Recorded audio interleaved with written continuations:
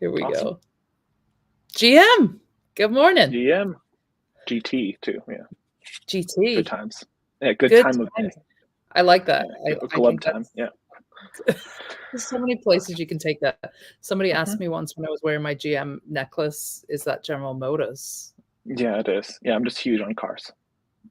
Big car girl. That's me. Mhm. Well, good morning, everybody. This is the Superchain Spotlight edition of the Good News Show. We took a small hiatus last week because I was at FarCon and Brock was doing some things, but we're back. So whether this is your first time joining us or you're part of our returning Good News Show family, welcome to the Superchain Spotlight edition of the show.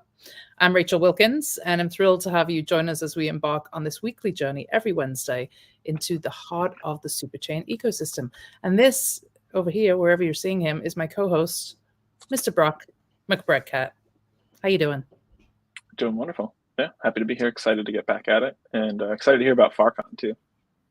Yeah, a lot to unpack, and I am still feeling a little FarCon hungover, even though I don't I think drink. we're coining that the FarCon fog.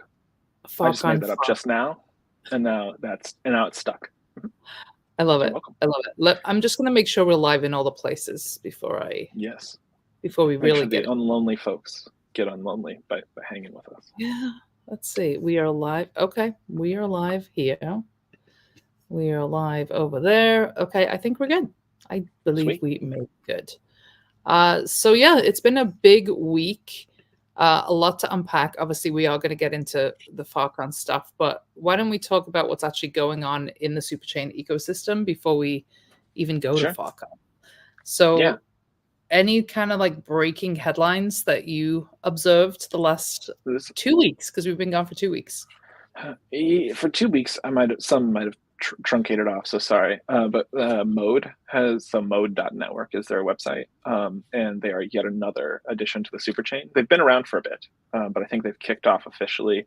There was like a countdown, and now that's here. And so they're kind of cornering the DeFi layer 2 kind of space.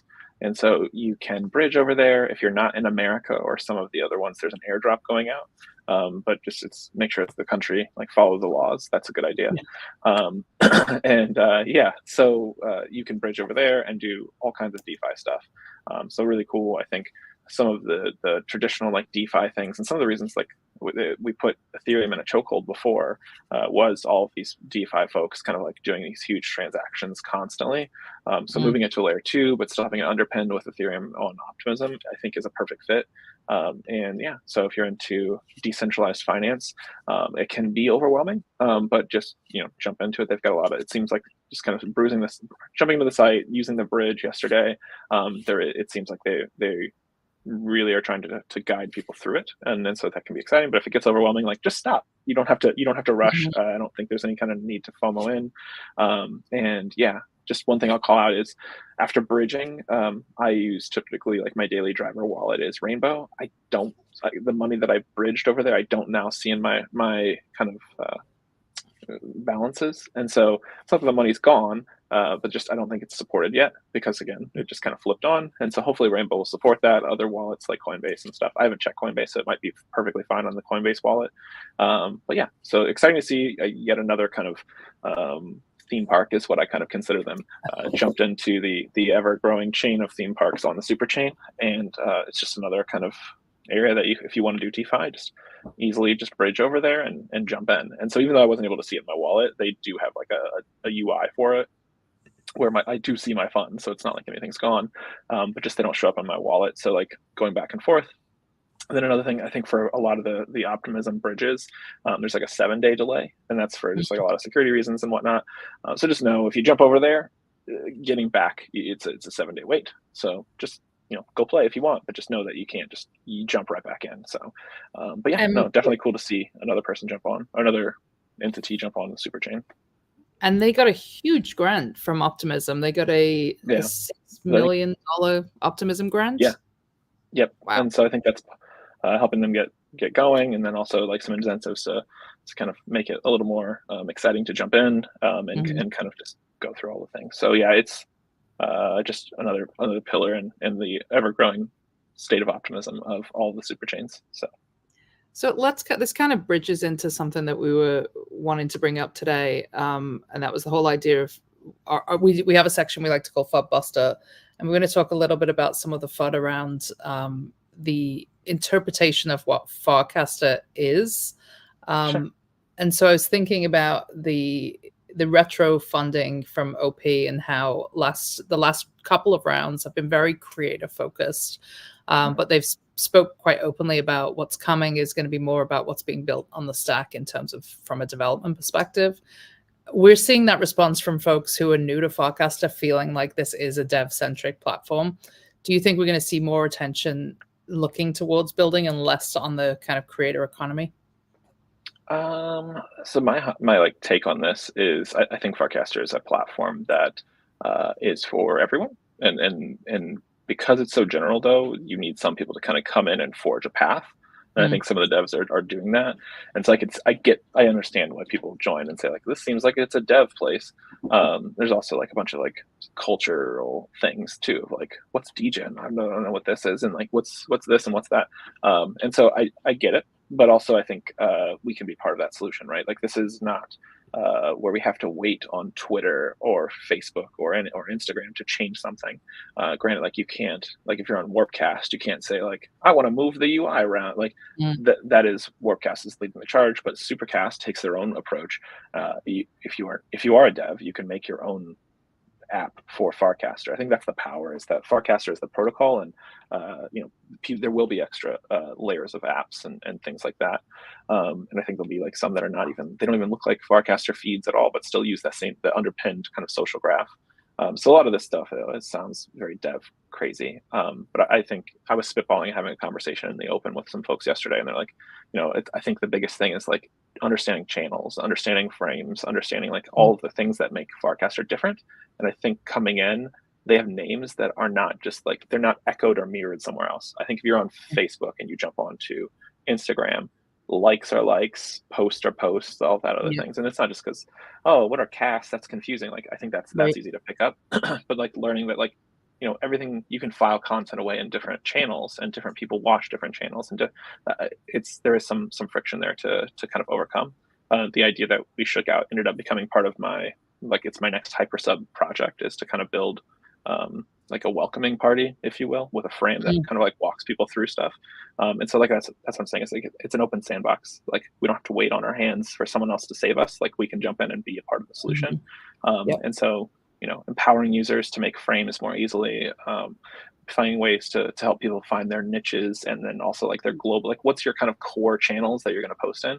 I think the easier that we can help folks do that, the more they're like, oh, this is and I think the term that's been sliding around is like cozy corners. Like where is the place that you want to kind of like plant a little bit of roots of like, this is where I mostly will chill, but then I also check this one I to will get that. say And then that sometimes go ahead. I was just going to say that was actually kind of the buzzwords of last week, was make more cozy corners, build more Lego. It leaked into the greater Farcaster ecosystem, I think, where people were picking up that drum and beating it and kind of like amplifying it across the platform. And I think that makes sense. Like channels are those cozy corners, and I just think we need to use the social graph like more powerful, of saying like, let's look at the data and like start showcasing like what are the channels that are popping off today. Like what are the ones that got like 1,000 new casts or 42,000 new replies or what have you, to let people know like where are these conversations going. Because I think some folks join, and because of the power badge thing and the everyone versus priority, I think they can kind of feel like they're like, what is this? Like I see a bunch of emotion, but like no one's interacting with me. Like you're almost kind of like hidden. And so it is about how quickly can you find your space in your area that are the things that excite you, and then find your people, and then I think it feels less lonely. And not just find your people, but also bring your people. And I think that's true. Something For sure. You and I have been kind of trying to find solutions to that, and we're working on something that is going to hopefully help people not just onboard and get a wallet set up, but like buy their first NFT and then actually enter into Farcaster with feeling like they have a support network. So correct. I think that's the thing. It's like having that welcoming party, I think will help it seem like where it's like, oh, like it's because you can do it. I think this does turn into like a dev. When a dev is like solely is like leading something, yeah, the things work and it's very powerful, but I think Mhm. sometimes the human side of it or the design side of it needs to come in and say like, here's a little more hand holding than like Yep. the dev's like, I can do anything and then starts thinking of ideas. But then for like general population person that's not really technical or doesn't like Mhm. think in a solutions driven thing like all the time, like by default, there needs to be a little more hand holding of like, Yep. here's a place that you can gravitate to. Here's where this person. So the cool thing again is like this is an open sandbox, right? Like Warpcast or Warpcast is like the de facto right now, but like it doesn't have like that doesn't mean that they control everything. Yep. It's we can build our own apps, we can build our own systems, and so yeah, I'm doing that, and hopefully other people will pitch in too, and we'll find the best way to kind of onboard folks and make them feel welcome instead of saying like I'm here, I don't understand, I'm gone. Like I think Yep. that's what we need to kind of remove that Yep. friction. So is it for devs? Sure, but can it be for other folks? I think probably more so than devs, and I think that's a ratio or that data point of like not saying like devs versus the world, like versus other people, but is it are we getting a good mix? Because my biggest thing with Web3 is like if it's just folks that look like me in a number of ways, we're going to have a very shallow pool of value. Like we need the various perspectives. We need that. Otherwise, it's like why even do Web3? It should just Mhm. stay in Web2 because Mhm. it's going to be the same. Like this is our opportunity to kind of level set and have everyone have a seat at the table, feel valued, and then also use that collective value to make like something super, super awesome that exposes people to new experiences, but then also empowers and uplifts voices. And like, it's sorry if I'm getting a little ranty, but just like it has such potential to be amazing. We just need to water these seeds of and make sure that we curate the world we want to live in. And that's something you and I have been talking about for quite some time. We kept kind of coming back to this idea of like, how do we onboard the next 100,000? And initially we were like Yeah, women, because where's the women? And then right, it's okay, well, what other marginalized people are not here? And then, well, what other people who are just intimidated by the technology? right, Let's focus on those folks and let's actually give them a really clear pathway, some guardrails, and most importantly, some support in that process. So I know we haven't officially kind of launched this yet, but we do have something that's coming that is on-chain fun. yeah. That sounds like a good idea. On-chain fun is going to be an easy page for folks to just kind of go through those steps and find themselves in a community where they have that support. So looking forward to that. We have to talk about FarCon. So I was at FarCon last week and got a ticket kind of 3 or 4 weeks before the event, thanks to Ted. Really awesome. And I have to give a shout out to Ted because she is just the bomb. I don't know how she pulled that off as somebody who's run events for a decade. That event was so multifaceted. It was on 3 floors. It had a variety of different spin off and pop up events and it was pretty damn seamless from a attendee experience and a participant experience. So big shout out to Ted, and Ted's sister was also one of the event organizers as well. So keeping it in the family. That's But yeah, awesome. beautiful location. It was like literally same block as the beach, right in the kind of thick of Venice Beach. The conference itself took place in like an outdoor, uh, somewhat shaded area. And then you had Coinbase Commerce with their little coffee shop. There was a gelato bar. It was catered. There was food provided throughout the event, and then just really thoughtful programming. Like you didn't see 20 panels with kind of a variety of different topics. It was that were like 20 minutes. Kind of like what you see at these NFT conferences, where you don't really get to hear kind of deep, thoughtful conversation. You're just getting a very surface level experience. But this was like, I think most panels were at least an hour, really high level people. A lot of the builders. I mean, we saw the founder of DGen, obviously Dan Romero. We had founder of Dracula, Alex, Jesse Pollock. So all really kind of the movers and shakers from Superchain, Farcaster, kind of any L3 related projects as well. So it was really really awesome in terms of the content.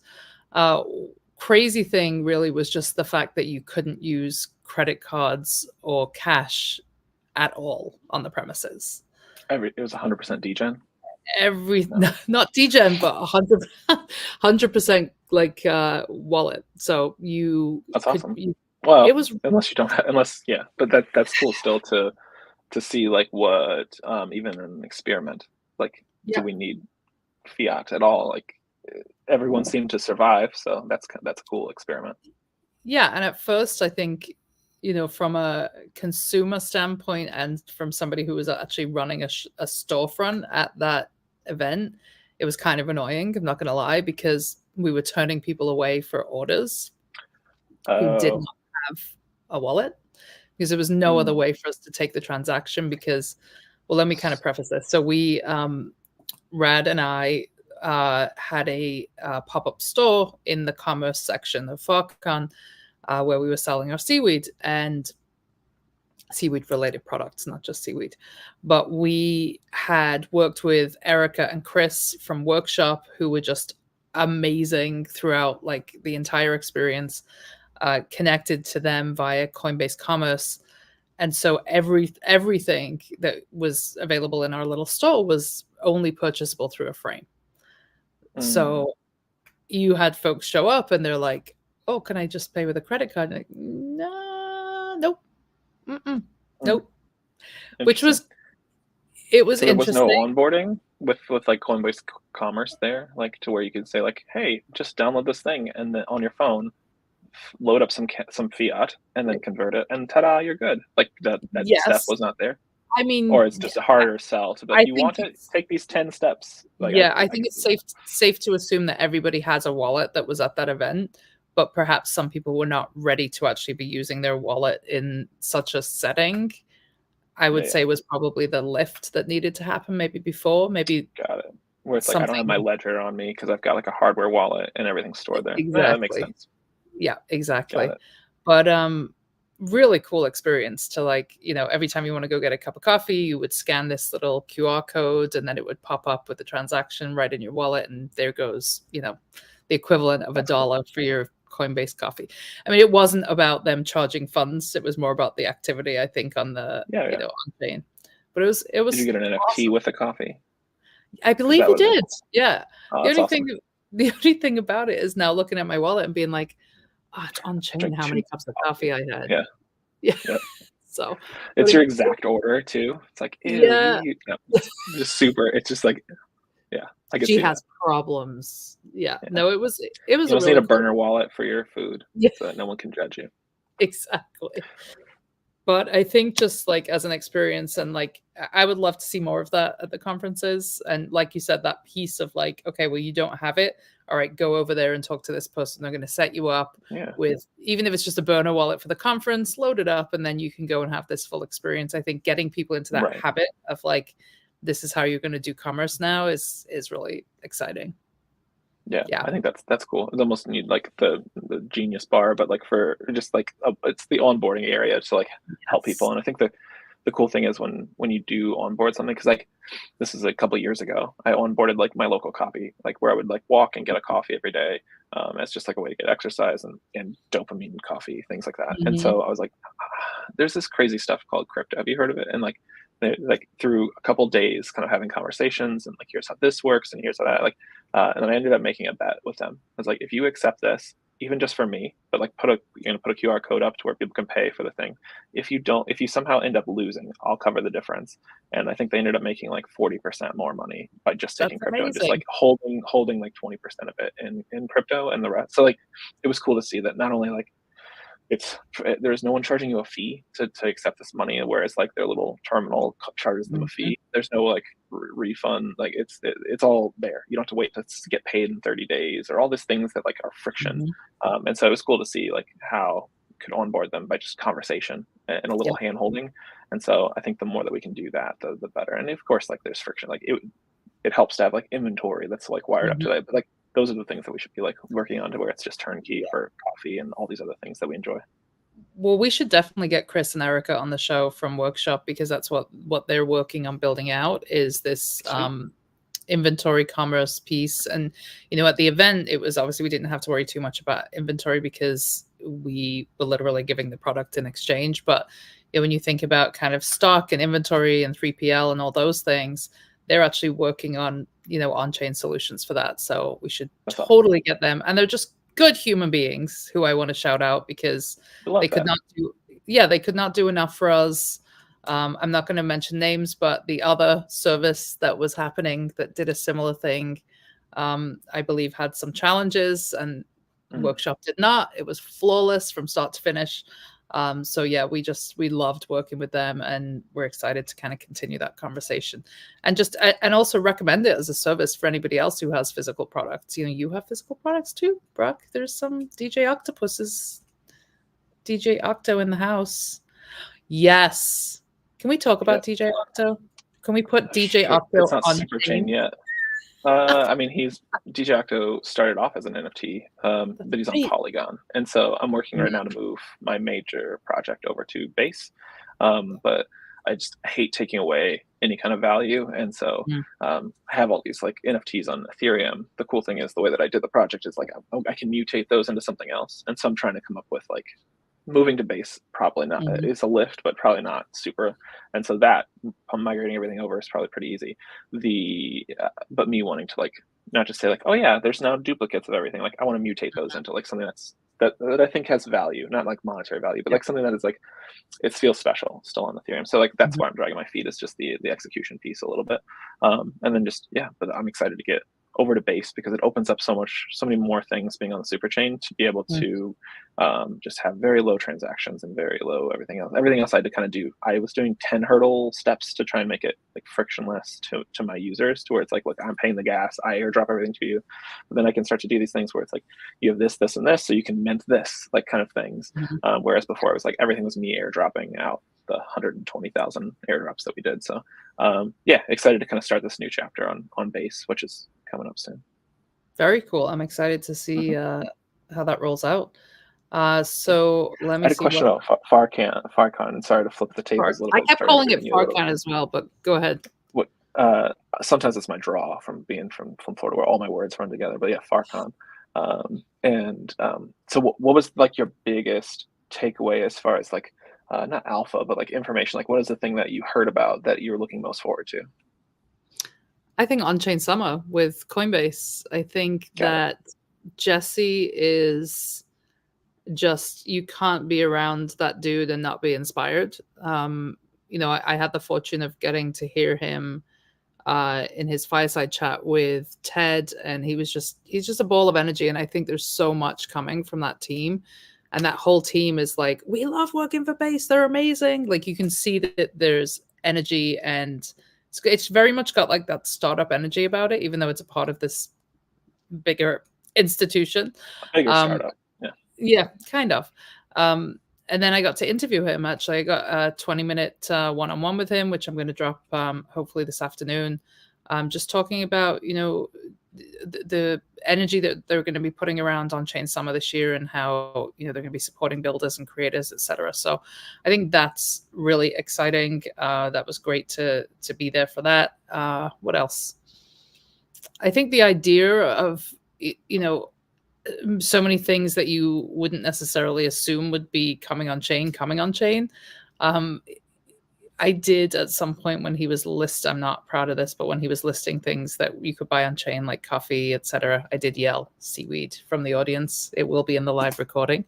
But yeah, really just exciting to hear founders just talk about, the fact that we are still extremely early to this application with Farcaster, that there was still only less than 500 people there, which was awesome. I think there could have been more, but I do think that like by keeping it intimate and like again just like cozy cornerness all the way through, I think it allows more conversations. Like I think you said it best when you were like, it was one of the good things about it was that everything wasn't panel, like where they were just trying to get like it just flood you with content to feel the value, but like you're really just getting these like where you're losing the context, you're losing the breathing room, you're losing the chance to like follow up with somebody in between, or have a conversation in between because something sparked an idea.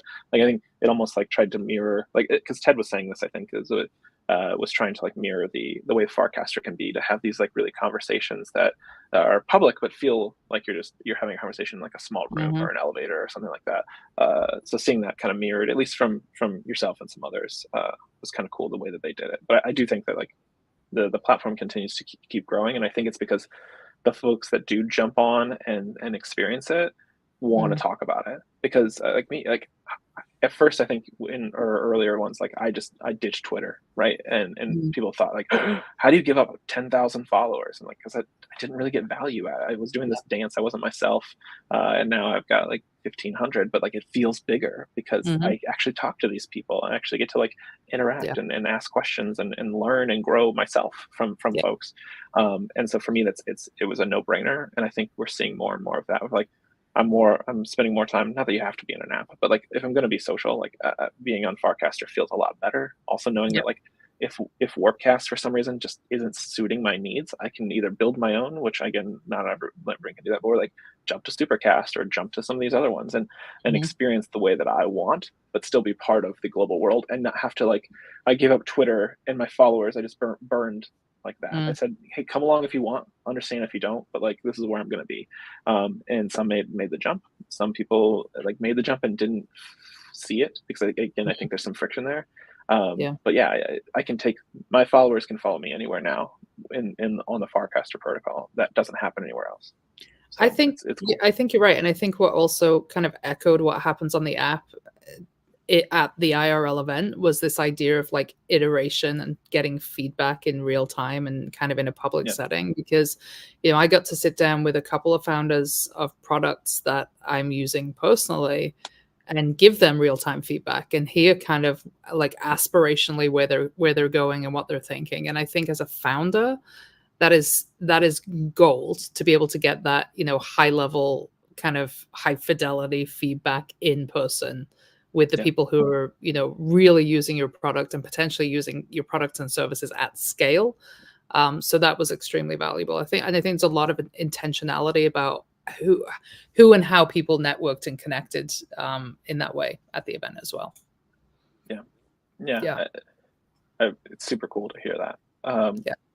What was the biggest surprise from this? Like maybe you had like an assumption going in, or like what was the thing that surprised you the most? Surprise, I asked the question. Biggest surprise. Or maybe something that like you thought maybe it was one way, but then you learned differently. I think I was surprised still how small it was. Like even just these little kind of micro communities that we have on Farcaster, like as an example, like Farcast Her, the women's kind of group that we have, which I believe is like several thousand members. Like they had a meetup on the beach and it was probably 10 people. And not because the event or it was poorly attended, but the percentage of people who are actually at FarCon and were there in person. So it was surprising that we were able to actually get like rich dialogue, like real-time connection with so many people that are builders and movers and shakers in the space. So that was really cool. Trying to think what else. I got some notes here. I don't know. Just I felt very inspired about the ecosystem and seeing how much kind of at a very high level, how many founders are actually connected and in deep conversation about using Farcaster as kind of the social graph and the cozy corner for everything that they're building, Dracula, etc. So it was great. Nice. It was a good takeaway. I will say, cringe of the week. I'm going to share this because I feel like somewhere it's going to be on video and it's going to come out and I want to own it before it actually happens. But I was walking through the crowd and Dan Romero was walking towards me and he put his hand up to high five and I put my hand up to high five and he was high-fiving someone behind me. Oh, I don't think that's cringe. I think Dan just doesn't understand what he messed up on. He had a chance to high five. It was like, it was quite cringy, quite embarrassing. I imagine it's on camera. Did you get a high, like a symphony high? Like no, No, Like he was nope. just completely It just was like, I don't kind of know like, why you would. one of these. Oh, I'm sorry. Yeah. I would have So given you a double high five if I was there. I I almost was high like, fived myself. man, you Just messed out up. of shame. You So, should. Yeah, you should. so the whole thing was videoed and there was time lapse. So if somebody finds that, we will Yeah. mint it. We will actually mint that. Yeah. It will be an airdrop because embrace the cringe. Embrace the cringe.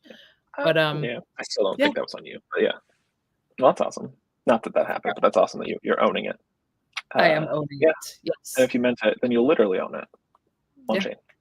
On chain. That's awesome. So what else? What else is happening in the Superchain ecosystem this week? There's been a lot. There's I think it's the Farcaster Builders of India just put up like a $25,000 grant, and I think that's the pool that they're lending from, and so people can Mhm. apply for that. And seeing a lot of building going on while out there. Actions linked to frames went live officially. I was part of like the Mm. dev test group and kind of did some testing, but I was also like tied up, so I didn't get to do a full. Like I haven't got to release what I was working on yet. But basically, you can now, when you use an action, for anybody who does not know, it's like a little square grid icon where you can install actions. So think of it as like a magic button that you click, and then you pick what action you want to do. And people are building all kinds of actions. It's like check if this person is a bot before you, and it'll give you like AI kind of analyzes to see if they're likely a bot or not. There's a hot potato game, my tag game, a bunch of other things. And so yeah, you can load up an action. And the cool thing now is that you can hit an action, and it used to just be like I did the thing in like a tiny little message. Now you can do like a translation tool. So you can say translate this, and it pops up a frame, and you can pick what language you want, and it will actually translate to in the frame what that original cast was to that language, so you can read it and then go from there. So it's really cool to see all these kind of like you were saying, like the Legos of things that can be built. Mhm. And then we even saw an example in like the test group of like doing a frame and then having it change to a different frame that somebody else built, and then potentially feed that back to do other things. So like that could be part of like that commerce where it's it goes and swaps the currency and then comes back, and then you pay and then do all these other things. So That's fun so times there. wild.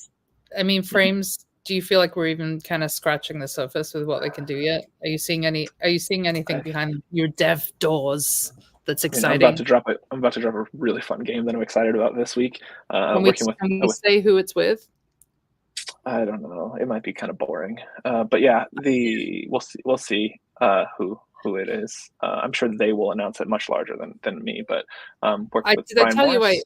I think I figured out who they are at FarCon. Oh, yeah. I But had a I did conversation with them, but they were so like for those that don't know, I used to wear like a luchador mask and stuff, just as like making myself larger than life or whatever. And yeah, so they are more anon than I am even now. So, but yeah, respectfully, like I get it, I understand. So, Mhm. but yeah, they've been cool to work with, and probably could be the start of some other fun things. But That's yeah, exciting. excited for this game. Some nostalgia coming our way, but also like a new spin on it. And Brian Morris can't say enough like how much I love working with that man. He's just his art, and I think just my brain and his work, not the same, but like collectively together. So we've been able to do a lot of fun together. And this, I think he's outdone himself on all the stuff that he was able to bring to life with this. And there's a lot of room for more too. So kind of created our own little world for this game. I love it. It's so Yeah. exciting.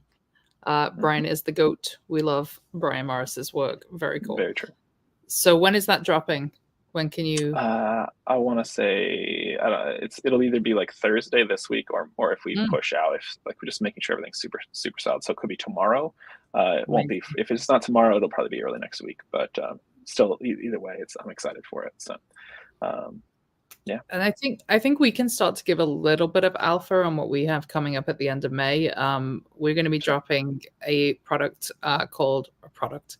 I don't even like calling it a product, an experience Service called system. Yeah. Yeah, called Recollects, which we've been nurturing for several months now. It is going to be built on base. Do we want to talk a little bit about the technicalities of it, or should I go in I with the mean, why? nothing makes people excited like the technical side. I've learned my whole life. Just like, let me start talking about how this is technically built. We can, Okay. but I think telling them what it is probably is most Yeah. important. Yeah. So we're building an on-chain time capsule. It will preserve moments in time, but we're looking at preservation through an optimistic, innovative, and progressive lens. So looking at looking at the way history has kind of been accounted over time, we tend to focus on war and famine and murder and all these terrible events, but it's really hard to find those moments of humanity. So we wanted to make sure that we are preserving those while also kind of preserving moments of us moving forward, with tech, with bio advancements, with science, etc. So we're going to do each quarter, we're going to have a time capsule. We're going to collaborate with an artist so that there is a beautiful artistic element to this. But we also have the ability for people who own individual NFTs, aka time capsules, to then inscribe their own moments of history onto that as well. So, and then Brock, you can kind of talk in more detail about that. Yeah, I think you hit that. Like that's the crux of it, is that there'll be a prepared kind of curated content that you get access to. That is like a reminder of like that good stuff does happen on a big scale, and looking at different kind of areas of focus and stuff.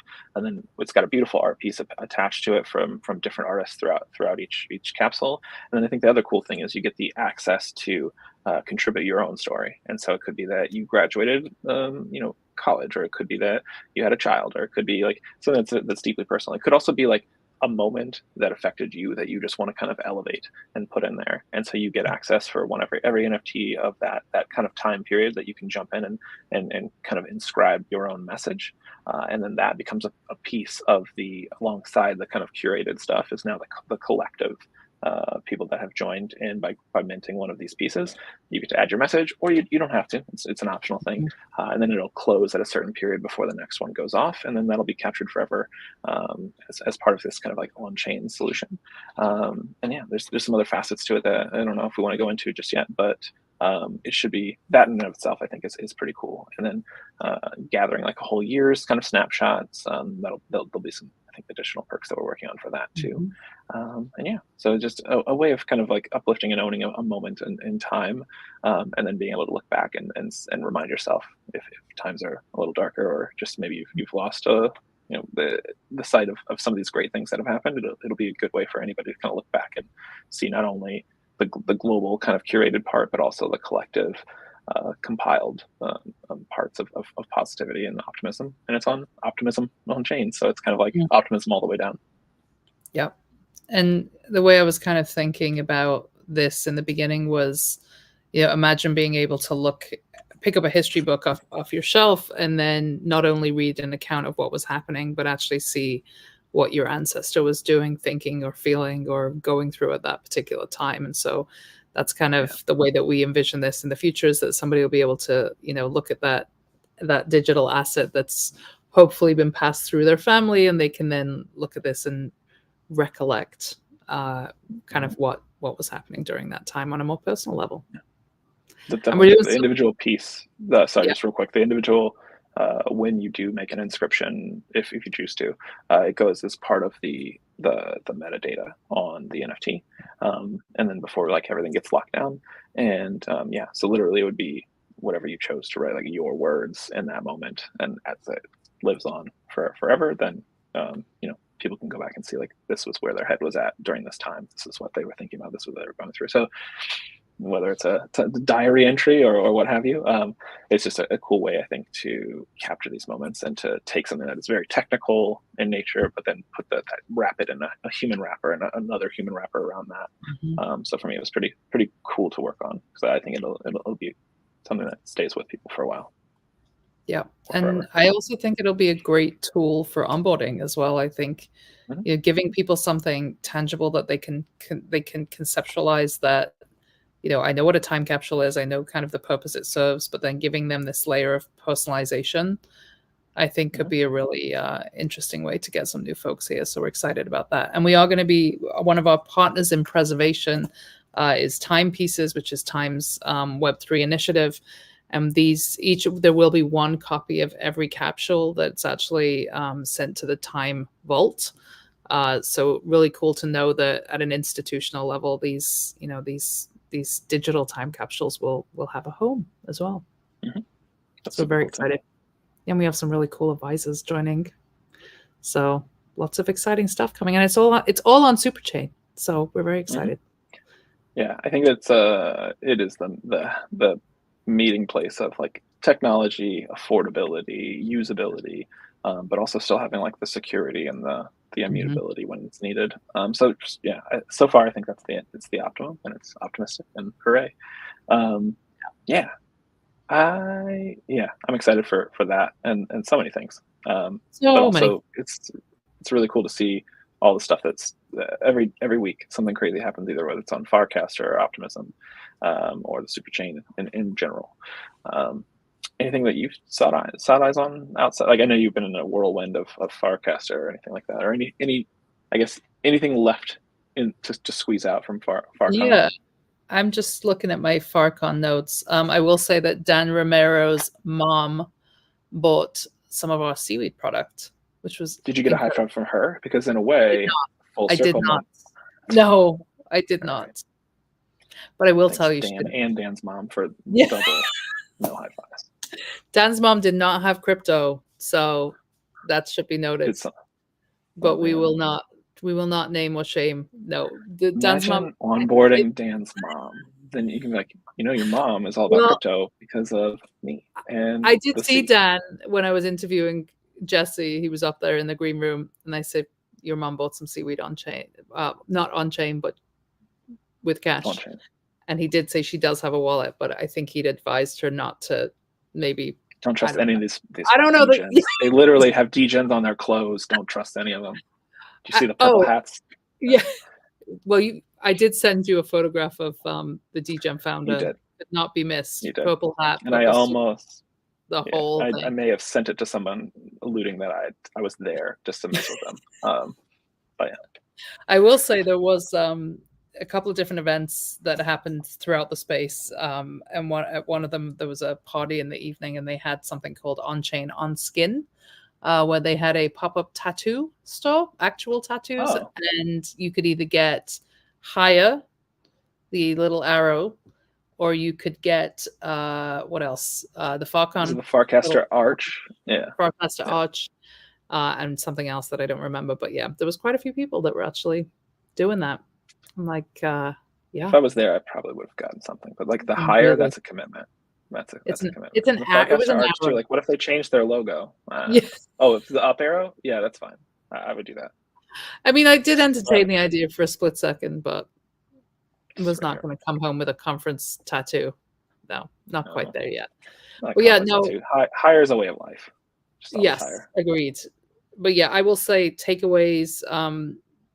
Shout out to Coinbase Commerce for making a seamless experience for those that had kind of the pop-up shops, pulling that together in less than a week and having kind of 6 to 7, I think there was 6 or 7 of us, vendors all able to sell products via frames and via,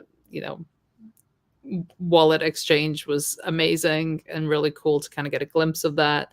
I think the base team were awesome, super friendly, super supportive.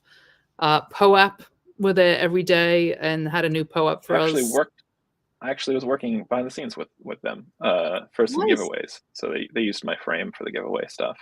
That's awesome. And we added a lot of new functionality right at the end. So that was super cool. But yeah, it all worked out fine. I think the first one, there was a tiny hiccup, but then after that, it was pretty smooth sailing. So yeah, it was cool to contribute with Ted and some of the other folks from behind the scene to just help digitally versus being there physically for this round. And hopefully next year will be different. But yeah, no, that's awesome. Yeah, it was good. It was good. Good stuff. So we're excited for On-Chain Summer, excited for all the fun things that are bubbling away behind the scenes. I think we're going to see some great collaborations and amazing things built as a result of Farcon. And I would personally love to see more kind of pop-up Farcaster meetups as well. So I'm interested. I know there's one in New York for sure. And so that one goes down pretty, I think they do events there. Yeah, but there's not one in Detroit, but maybe I have to start it, I guess. Maybe you just start it up.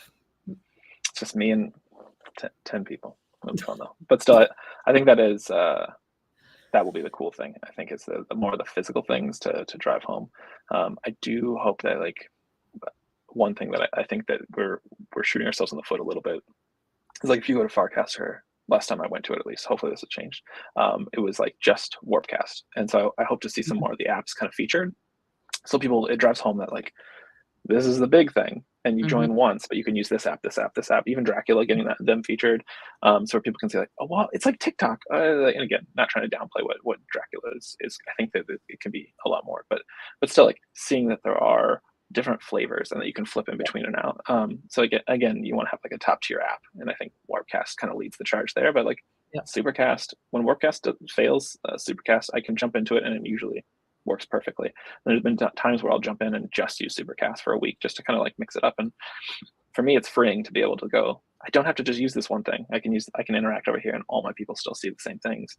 I think there was a hiccup where frames weren't loading on Warpcast and they were working perfectly fine on Supercast. So like I was able to get work done even when one goes down, the other one works. So That's it's great. pretty cool to see. Yeah, and I think just trying to explain that, we were talking about it on the show on Monday, like to folks, like this idea of being able to take your followers everywhere you go is a lot more exciting than I think people truly realize at this point, you know, especially those who've like built commerce on platforms like Instagram, and they're now seeing like really crap engagement after spending so much time engaging and building. Like to know that, and then I know it is daunting to be like, okay, I'm just going to uproot everything and come over here and start again. But I just, It's scary, but I think the sooner you jump into it, the easier it gets in a way. I think so too. Not financial advice, but I would say smart I mean, advice. you don't have to. I took the bold thing of like I'm cutting off this, but I know a lot of people that are doing double duty, and then eventually kind of like start to lean where they go with what your time in the day. Do things where you want, and for me, it's Farcaster. I think it makes the most sense. What was I going to say?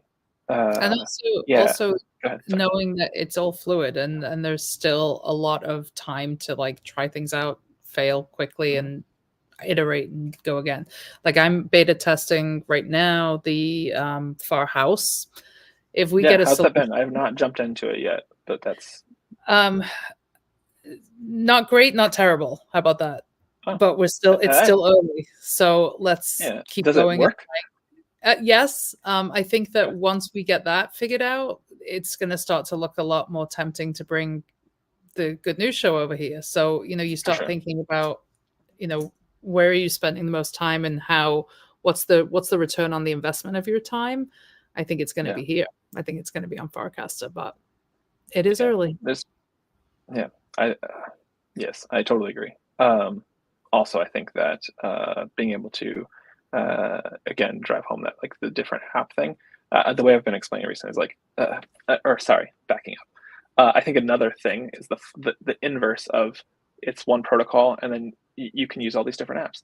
The crazy thing is, and I think people don't get it, is that I can be using Warpcast, you can use Supercast, someone else can use another thing that someone's merging, like Lightcast is like another like version.